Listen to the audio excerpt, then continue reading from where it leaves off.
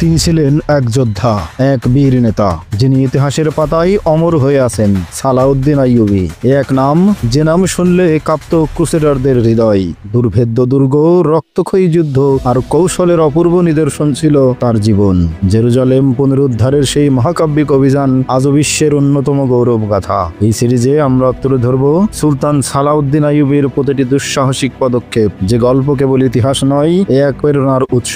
আসুন ফিরে যাই সেই সময়ের স্রোতে, জেনে নেই সেই মহান বীর যোদ্ধার জীবন গাথা। ফেইথ অ্যান্ড ফ্যাক্টস এর আয়োজনে সালাউদ্দিন আইয়ুবীর দুঃসাহসিক অভিযানের আজকের পর্বে আপনাকে স্বাগত। আমাদের প্রত্যেকটি ভিডিও তার পূর্ববর্তী ভিডিওর সাথে সম্পর্কযুক্ত।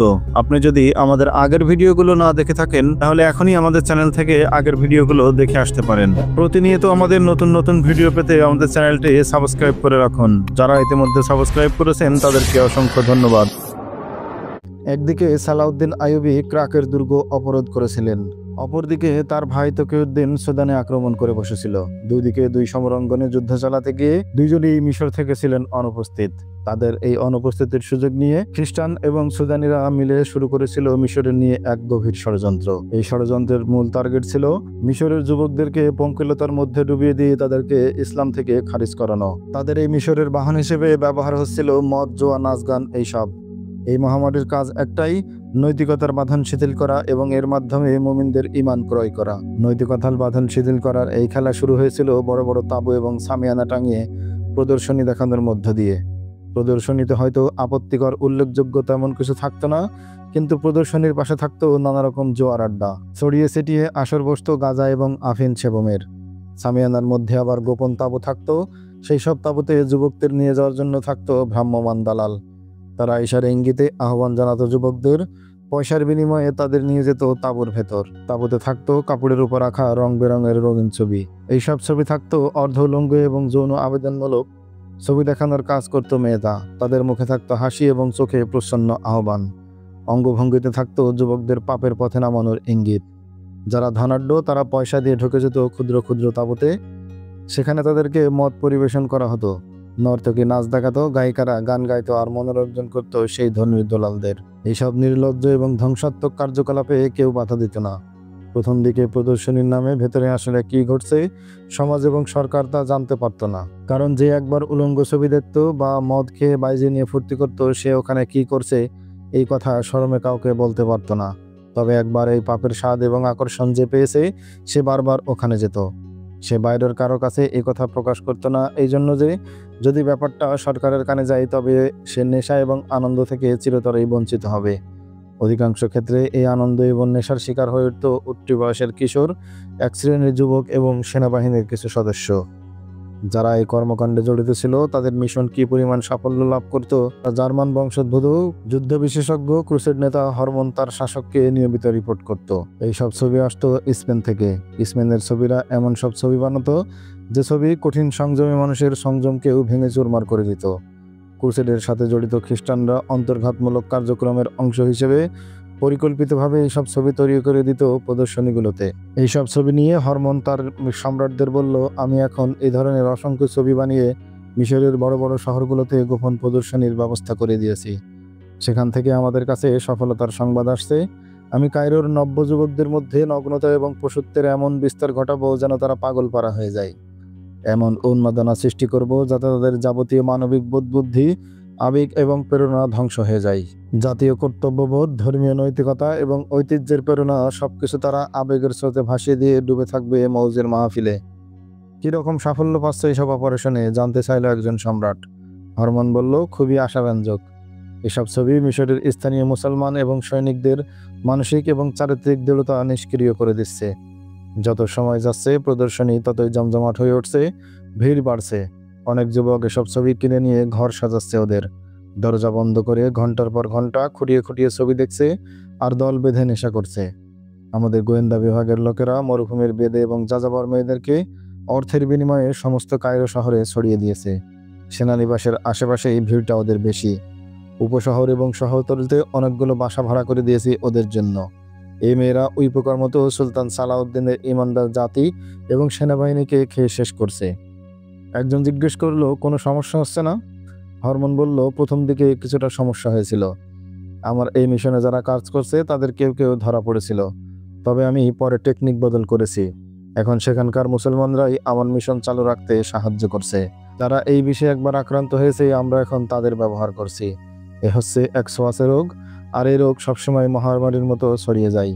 কায়রোর এখন যে মহামারী শুরু হয়েছে, কট্টর মৌলবাদী যারা তাদের ছেলেমেয়েরাও রেহাই পাচ্ছে না এই মহামারীর ছবল থেকে। নিষিদ্ধ দুনিয়ার আকর্ষণে বন্ধু বান্ধবের পাল্লায় পড়ে গোল্লায় যাচ্ছে তারা এখন মানসিক দিক থেকে এই বিলাসিতার অভ্যস্ত হয়ে উঠেছে। কিছুদিনের মধ্যেই তাদের মন মগজে এই বিষ সব রকম দেশপ্রেম আর ইমানকে নষ্ট করে দেবে। ওইসব মুসলমানরাই তখন নিজেদের সুখ সম্পদের অন্তরায় ভেবে ইসলামকে ঘৃণা করতে শুরু করবে।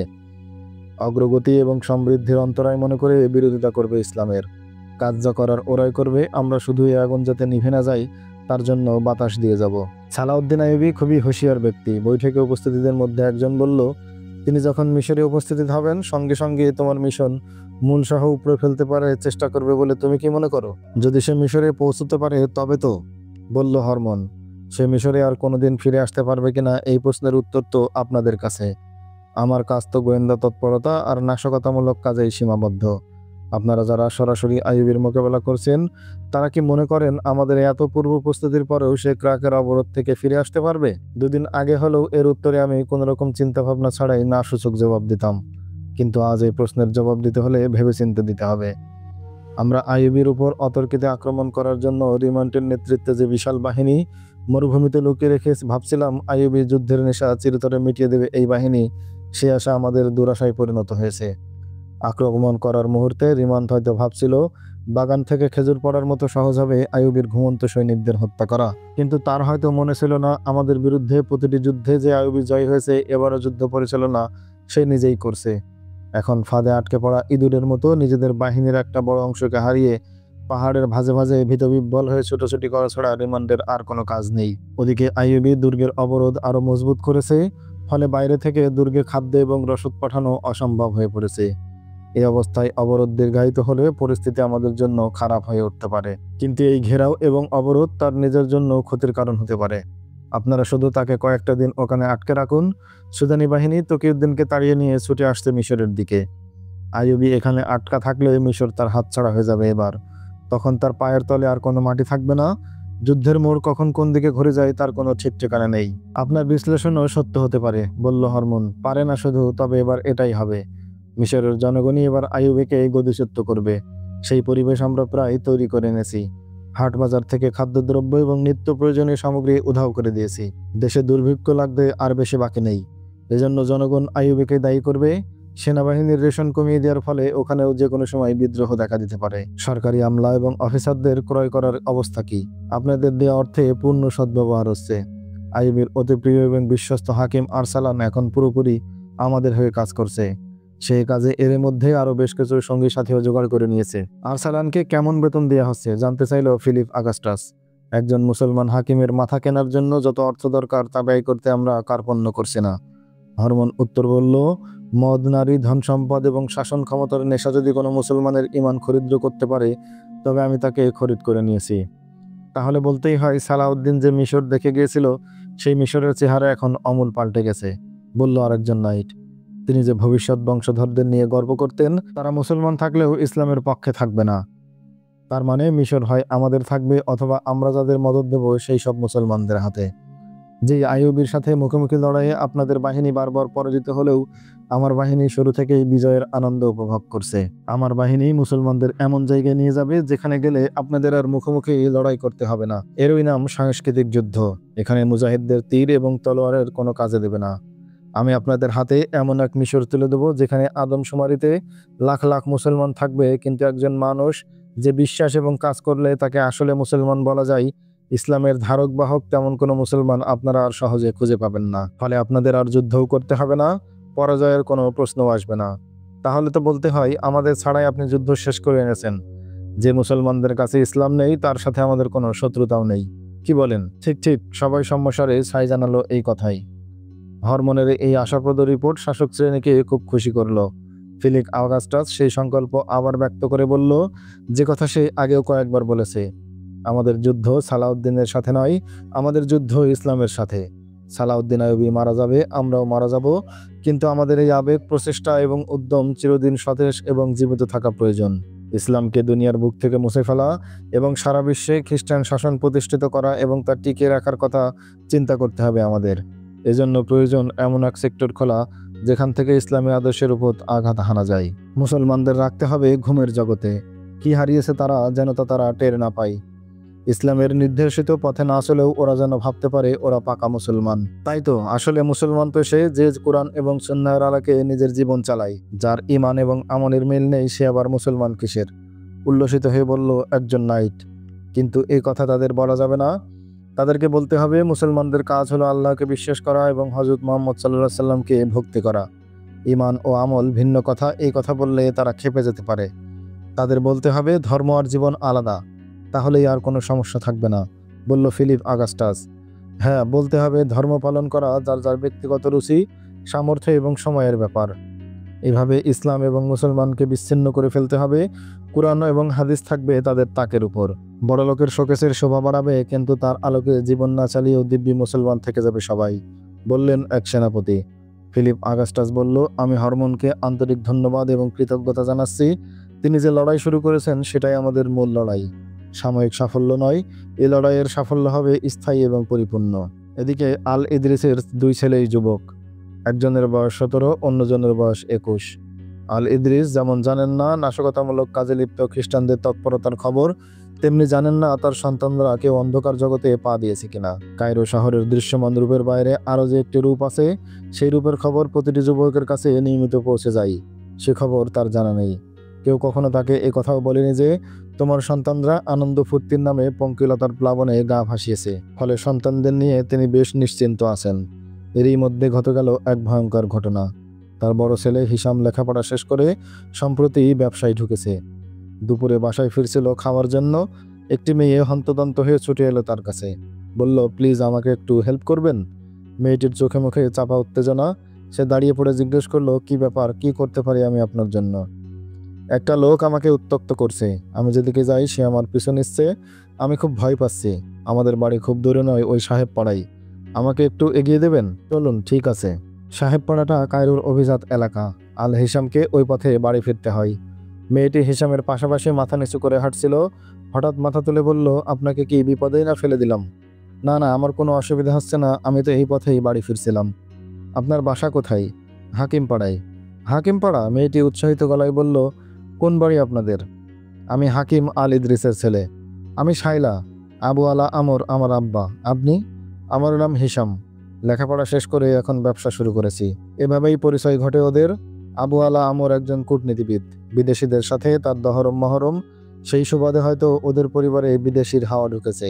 মুসলমান হলেও মেয়েটার বেশভূষা খ্রিস্টানদের মতো একেবারেই বেপর্দা।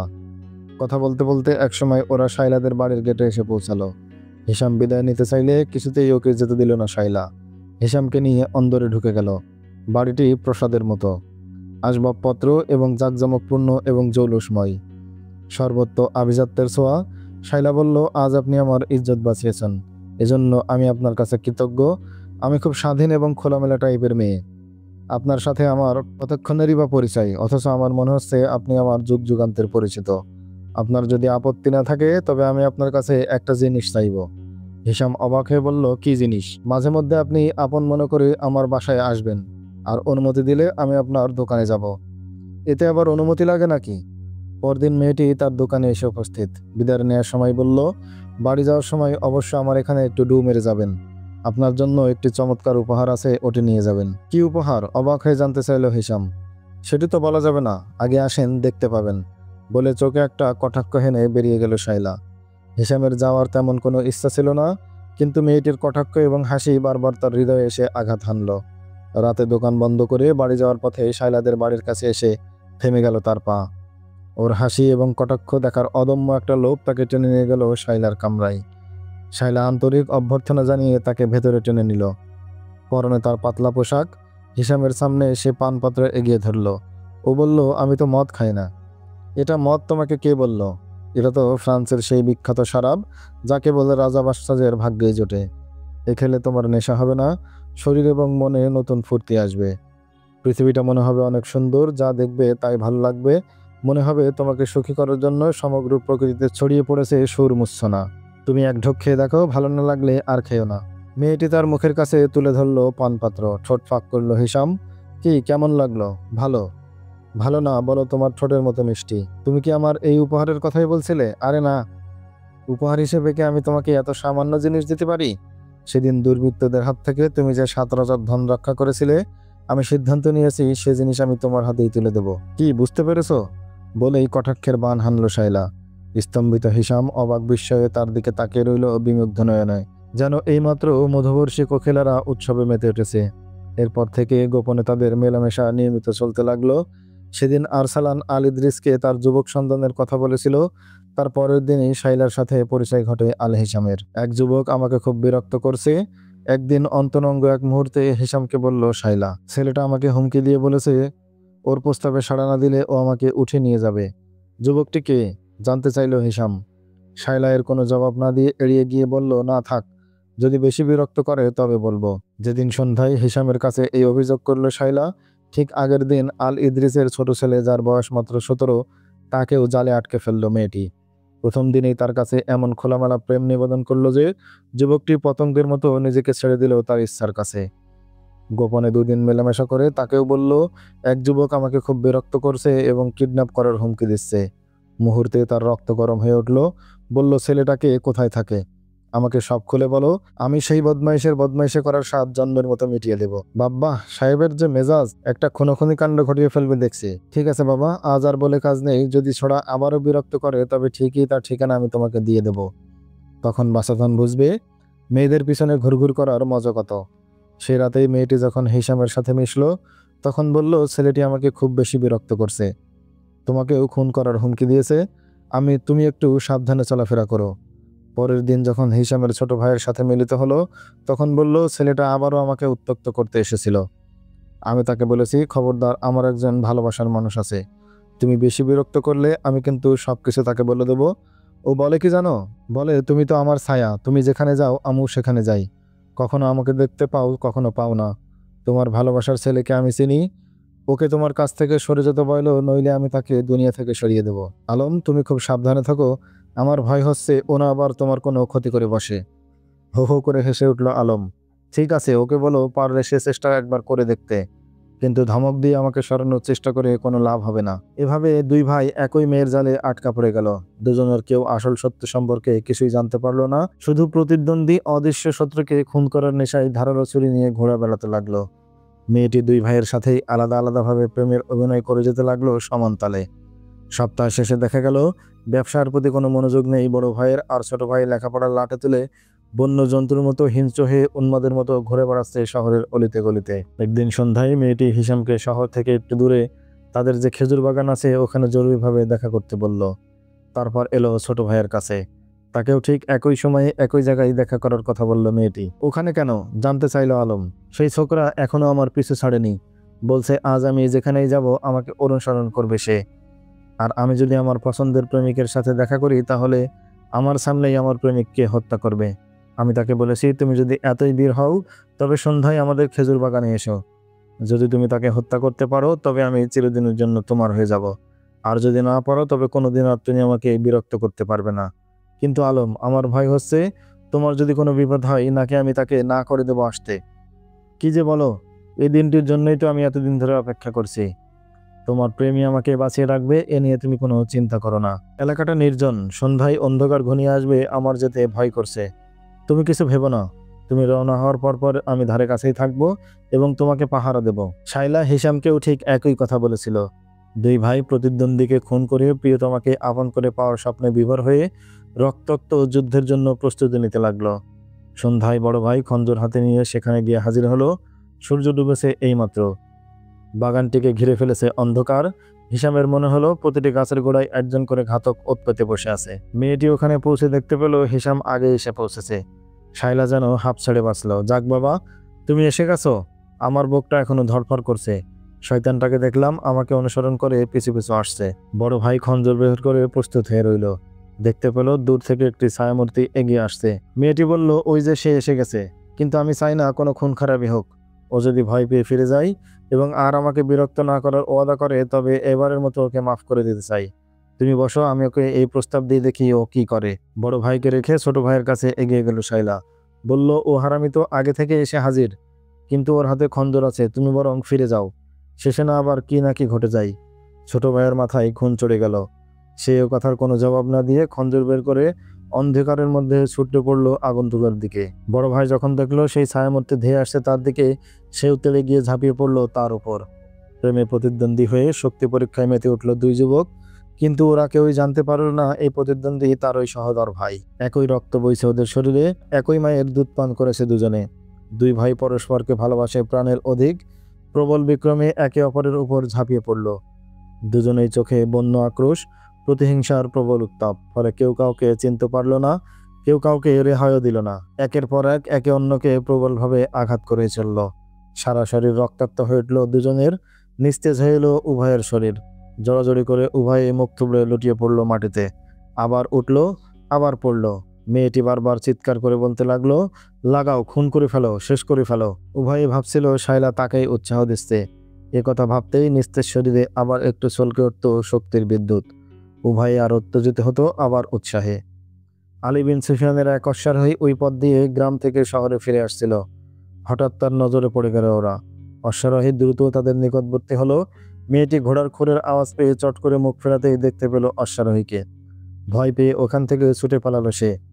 ঢুকে গেল বাগানের ভেতর আরো অন্ধকারের দিকে। কিন্তু অশ্বারোহী তাকে বেশি দূর যেতে দিল না, ধাওয়া করে ধরে ফেললো তাকে।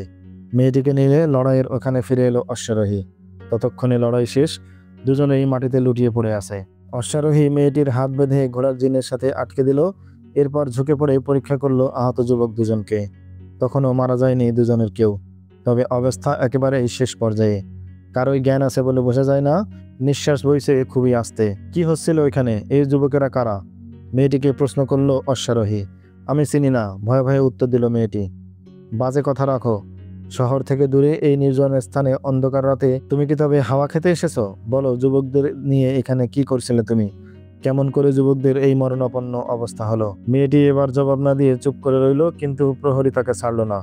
বলল, আমার প্রশ্নের জবাব দাও, বলো তুমি কে, আর এই যুবকদের পরিচয় কি? মেয়েটি এবার খিলখিল করে হেসে উঠল। ধমকে উঠল অশ্বারোহী, খবরদার, হাসবে না, যা জিজ্ঞেস করছি তার জবাব দাও। একজন যুবতীর কাছে যুবকরা কি চাই বুঝো না? কে আগে তাই নিয়ে ঝগড়া করে এরাই দুজন মরেছে, হায় আমার কপাল। প্রহরী আবার নাড়ি পরীক্ষা করলো আহত যুবকদের। মেয়েটির কথা এবার আক্ষরিক অর্থেই সত্যে প্রমাণিত হলো। দেখলো দুজনেই শেষ নিঃশ্বাস ত্যাগ করেছে প্রায় একই সময়ে। লাশ দুটি ঘোড়ার পিঠে তুলে লাগাম হাতে নিয়ে মেয়েটিকে বলল, চলো। মেয়েটি অশ্বারোহীর গ্রেফতার এড়ানোর জন্য তাকে লোভ দেখালো। অনুনয় করে বলল, যারা আমাকে ভোগ করার জন্য এখানে এনেছিল তারা নেই।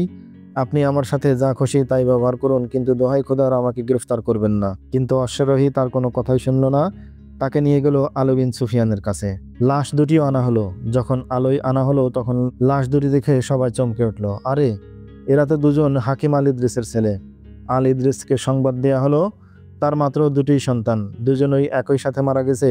এ দৃশ্য দেখলে তার কি অবস্থা হবে, এ কথা ভেবে পেরেশান হলেন আলী বিন সুফিয়ান। মেয়েটি উল্টাপাল্টা কথা বলতে লাগলো। কোনো প্রশ্নেরই সে সন্তোষজনক জবাব দিল না। সে কার মেয়ে, কোথায় থাকে, এসব সাধারণ প্রশ্নের জবাব এড়িয়ে গেল মেয়েটি। আল ইদ্রিস এলেন। দুই সন্তানের লাশের দিকে অপলক তাকিয়ে রইলেন তিনি।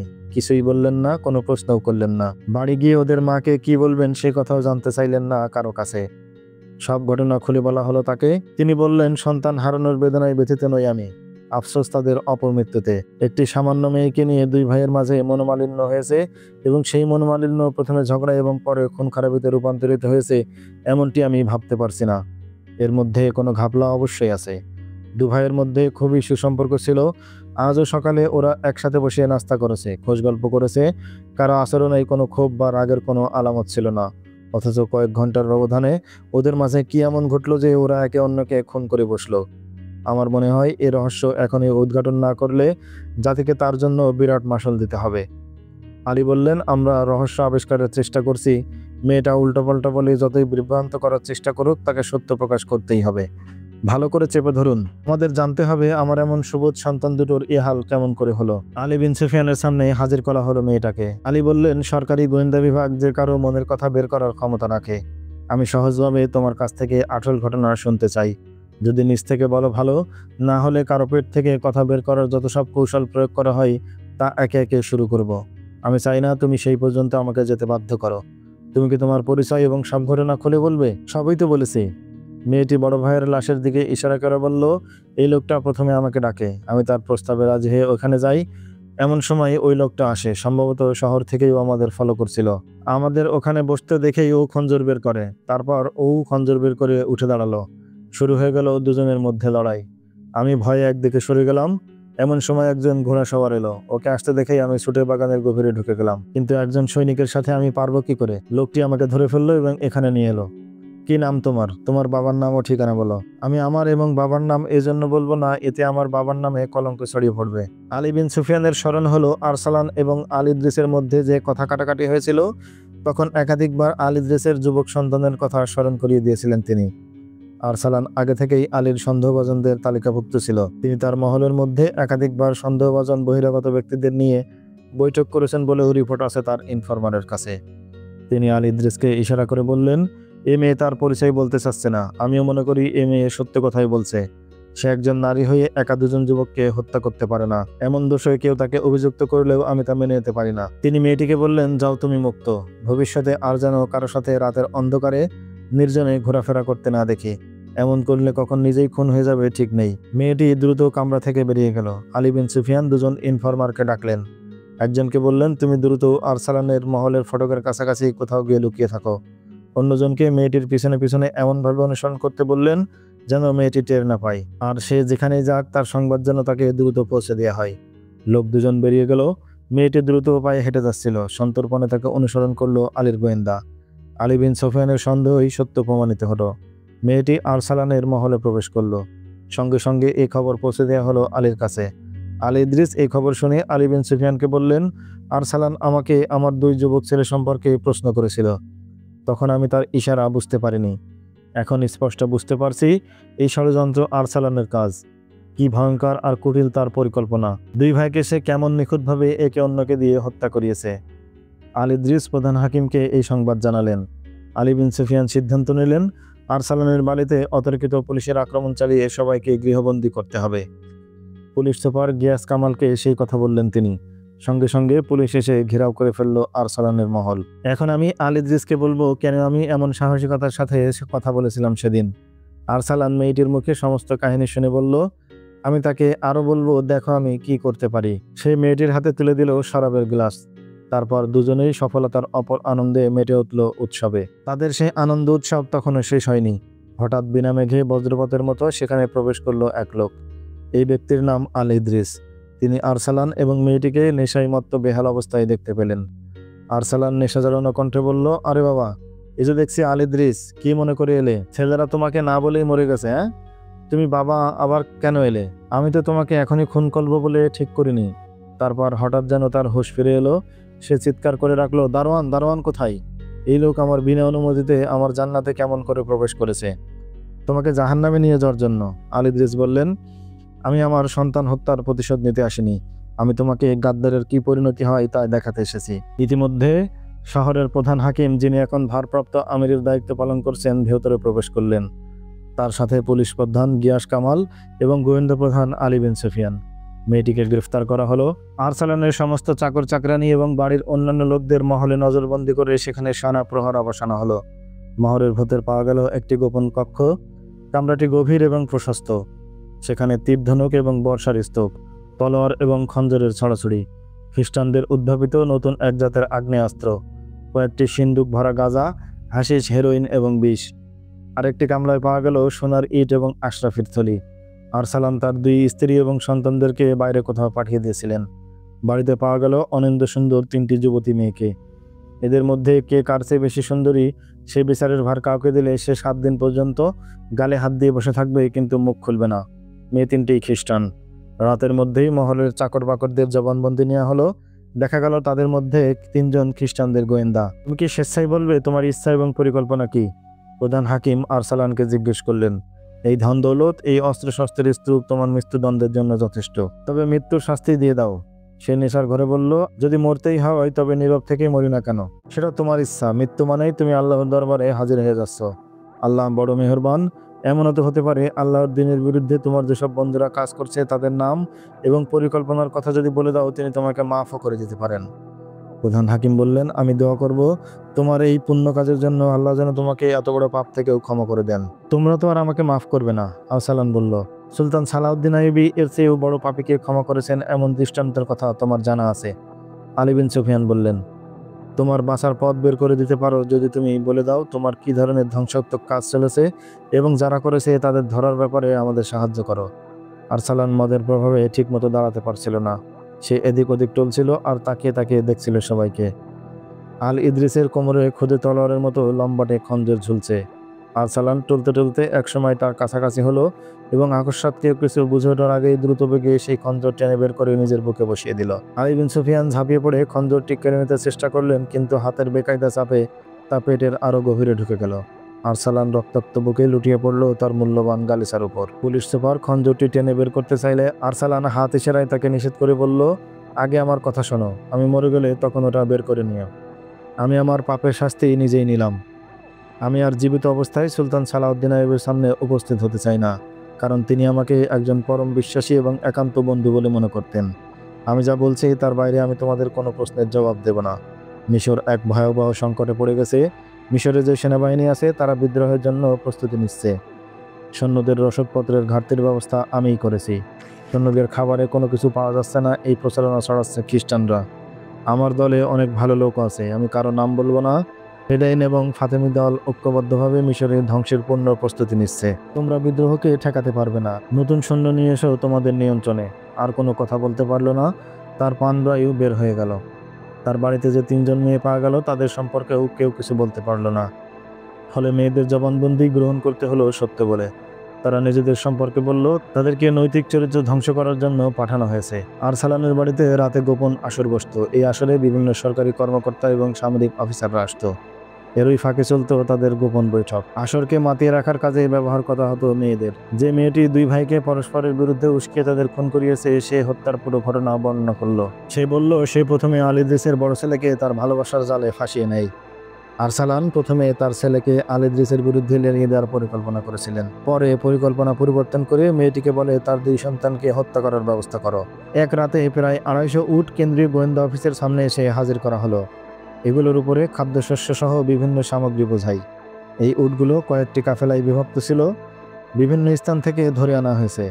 দেশের খাদ্য সামগ্রী এবং জিনিসপত্র দেশের বাইরে পাচার হয়ে যাওয়ার পথ বন্ধ করার জন্য সর্বত্র টহল বাহিনী নিয়োগ করা হয়েছিল। এটাই এই টহল বাহিনীর প্রথম সফলতা। এইসব কাফেলার সঙ্গে যেসব লোক পাওয়া গেল তারা শহরের কয়েকজন বড় বড় ব্যবসায়ীর নাম বলল। এই ব্যবসায়ীরা সবাই ছিল আড়তদার।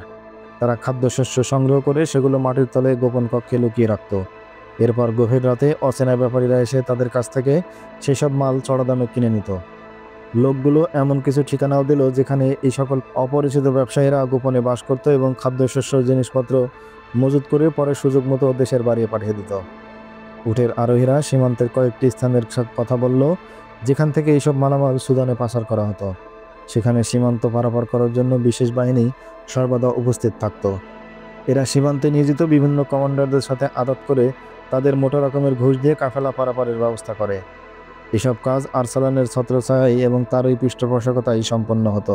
আল ইদ্রিসের সন্তানদের বিপদগামী করার ঘটনা যেসব শত শত ঘটনার একটি, যা সুলতান আইয়ুবের অনুপস্থিতির সুযোগে মিশরে বন্যার মতো ছড়িয়ে পড়েছিল। আল ইদ্রিস এবং অন্যান্য সকল হাকিম মিশরের এই অরাজক অবস্থা, আরসালানের বিশ্বাসঘাতকতা, আল ইদ্রিসের 2 যুবক সন্তানকে হত্যা করার প্রতিবাদে এক প্রতিবাদ সভা আহ্বান করলেন। বক্তৃতায় আলী বিন সুফিয়ান, গিয়াস কামাল সহ সকলেই বলল, মিশরের অবস্থা এখন চরম বিশৃঙ্খল হয়ে পড়েছে। এর নিয়ন্ত্রণ করা দুঃসাধ্য হয়ে উঠেছে। সবচেয়ে বড় কথা, মিশরে যদি বিদ্রোহ ছড়িয়ে পড়ে কিংবা ফাতিমি এবং ফিদাইনরা যদি প্রভাবশালী লোকদের হত্যা করতে শুরু করে তবে এই দায়িত্ব আমার ঘাড়েই পড়বে। এই ধরনের ঘটনা ঘটে যাওয়ার আগেই সমস্ত পরিস্থিতি সুলতান আইয়ুবীকে অবগত করানো উচিত।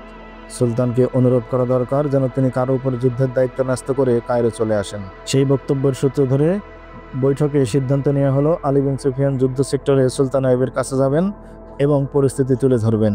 সুলতান সালাউদ্দিন আইয়ুবী কি পারবেন এমন ভয়ানক পরিস্থিতির মোকাবেলা করতে, নাকি মিশর রয়ে যাবে এই ধ্বংসের অতলে? খ্রিস্টান বাহিনী কি জয়ী হবে সালাউদ্দিন আইয়ুবের উপর, নাকি তিনি ক্রাকের দুর্গ অবরোধ মুলতবি করে ফিরে আসবেন মিশরে? জানতে হলে অপেক্ষা করুন আমাদের পরবর্তী ভিডিওর। সে পর্যন্ত সকলে ভালো থাকবেন, দেখা হবে নতুন ভিডিওতে। আল্লাহ হাফেজ, আসসালামু আলাইকুম আ রহমতুল্লাহ।